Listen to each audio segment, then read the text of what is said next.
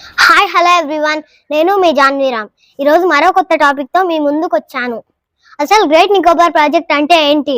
ఇప్పుడు అందరూ దీని గురించి ఎందుకు డిస్కస్ చేస్తున్నారు?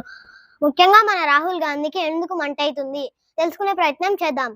అండమాన్ ఐలాండ్ లో మోదీ ప్రభుత్వం 81 crores పెట్టి కార్గో ట్రాన్స్పోర్ట్ అండ్ ఎయిర్పోర్ట్ నిర్మించాలనుకుంటున్నారు.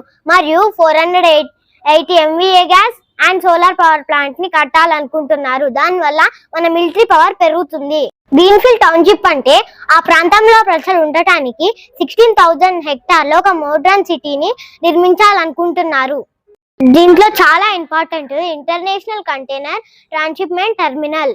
అంటే మన దేశానికి ఏదైనా ట్రేడ్ రావాలన్నా, వరల్డ్ ట్రేడ్ జరగాలన్నా మెగా షిప్స్ లోనే జరుగుతుంది.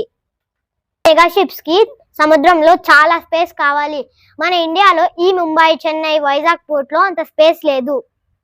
అందుకే ఎప్పుడైనా వరల్డ్ ట్రేడ్ జరిగినప్పుడు మన ఇండియాలో ఆగకుండా సింగపూర్ లేదా కొలంబియా పోర్ట్ లో ఆగుతాం. అక్కడి నుంచి వస్తువులను చిన్న చిన్న కంటైనర్స్ లోకి మార్చుకొని మన ఇండియాకి ట్రాన్స్షిప్మెంట్ చేస్తారు. అందుకే మన మోదీ ప్రభుత్వం ఇంటర్నేషనల్ కంటైనర్ ట్రాన్స్షిప్మెంట్ టెర్మినల్ తయారు చేయాలనుకుంటున్నారు. దీనివల్ల ఎప్పుడైనా వరల్డ్ ట్రేడ్ జరిగినప్పుడు అండమాన్ నికోబార్ ఐలాండ్ నుంచి మన ఇండియాకి ట్రాన్స్షిప్మెంట్ చేస్తారు. So Iran straight of Hormuz ని ఎలా కంట్రోల్ చేస్తుందో మనము స్ట్రైట్ ఆఫ్ మలేకాని అలా కంట్రోల్ చేయొచ్చు.